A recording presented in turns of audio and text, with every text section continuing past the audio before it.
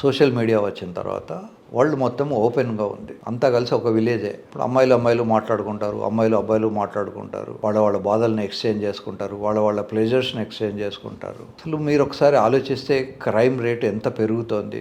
కన్న తల్లి పిల్లల్ని చంపుతోంది, హస్బెండ్ వైఫ్ని చంపుతున్నారు, వైఫ్ హస్బెండ్ని చంపుతోంది, ఈ వైఫ్ హస్బెండ్ ఇద్దరు కలిసి ప్యారమోర్ వాడిని లవర్ను చంపుతున్నారు, లవరును వైఫ్ కలిసేసి హస్బెండ్ని చంపుతున్నారు.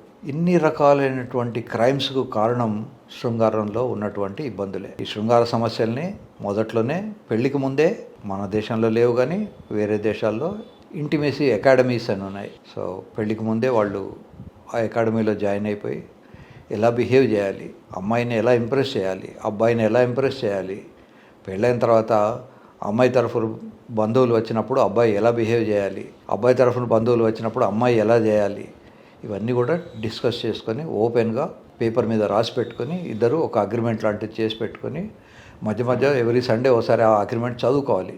పెళ్ళికి ముందు మనం ఏమనుకున్నాం, ఇప్పుడు ఎలా ఉన్నామని. పెళ్లి తర్వాత చాలా ఇబ్బందులు ఉంటాయి. చాలామంది అనుకుంటారు పెళ్లి కాగానే అన్ని ప్రాబ్లమ్స్ సాల్వ్ అవుతాయని. పెళ్ళి అయినంత మాత్రాన ఏమీ సాల్వ్ కావు. నిజానికి ప్రాబ్లమ్స్ పెరుగుతాయి, ఫైనాన్షియల్ కమిట్మెంట్స్ పెరుగుతాయి. ఒకవేళ పిల్లలు పుడితే పిల్లల మీద ఖర్చు పెట్టాల్సి ఉంటుంది.